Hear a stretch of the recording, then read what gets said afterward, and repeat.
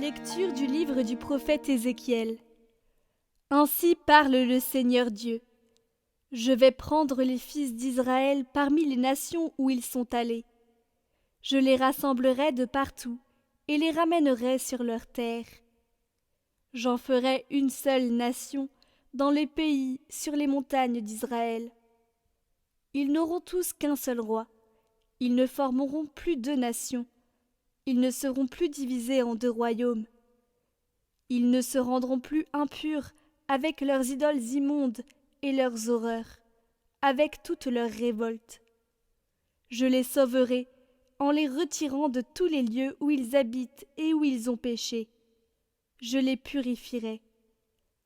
Alors ils seront mon peuple, et moi je serai leur Dieu.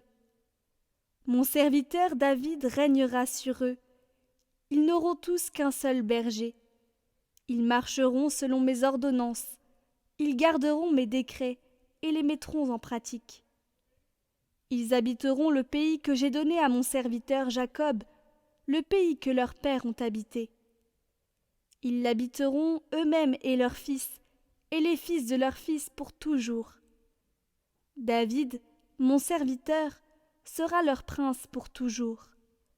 Je conclurai avec eux une alliance de paix, une alliance éternelle. Je les rétablirai, je les multiplierai. Je mettrai mon sanctuaire au milieu d'eux pour toujours. Ma demeure sera chez eux. Je serai leur Dieu, et ils seront mon peuple. Alors les nations sauront que je suis le Seigneur, celui qui sanctifie Israël, lorsque mon sanctuaire sera au milieu d'eux pour toujours.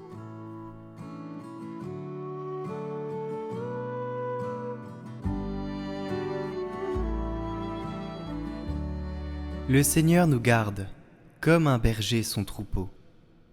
Écoutez, nations, la parole du Seigneur. Annoncez dans les îles lointaines.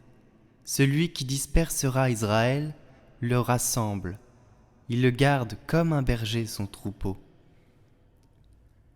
Le Seigneur a libéré Jacob, l'a racheté des mains d'un plus fort. Ils viennent criant de joie sur les hauteurs de Sion. Ils affluent vers les biens du Seigneur. La jeune fille se réjouit, elle danse. Jeunes gens, vieilles gens, tous ensemble. Je change leur deuil en joie, les réjouis, les console après la peine.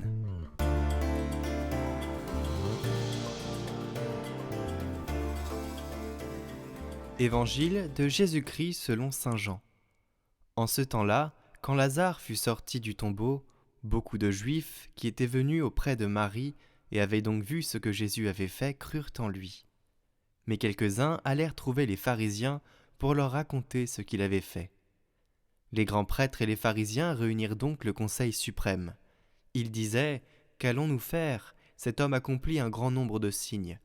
Si nous le laissons faire, tout le monde va croire en lui. Et les Romains viendront détruire notre lieu saint et notre nation. » Alors l'un d'entre eux, Caïphe, qui était grand prêtre cette année-là, leur dit « Vous n'y comprenez rien, vous ne voyez pas quel est votre intérêt ? Il vaut mieux qu'un seul homme meure pour le peuple et que l'ensemble de la nation ne périsse pas. » Ce qu'il disait là ne venait pas de lui-même. Mais étant grand prêtre cette année-là, il prophétisa que Jésus allait mourir pour la nation. Et ce n'était pas seulement pour la nation, c'était afin de rassembler dans l'unité les enfants de Dieu dispersés.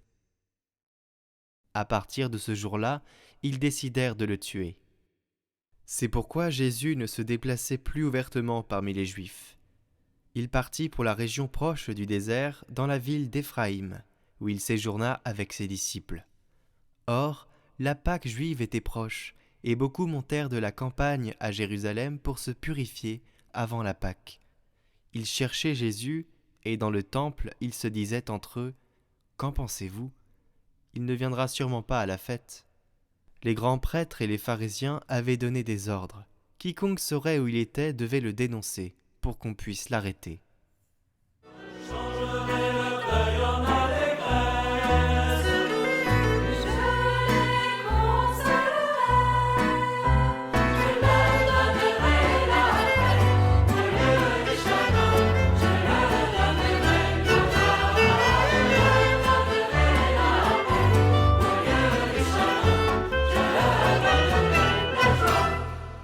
Chaque matin et chaque soir, je ferai un beau signe de croix, lentement et sérieusement, en pensant à ce que cela signifie. Je pourrais embrasser les plaies de Jésus en croix, en lui demandant pardon pour mes fautes de la journée.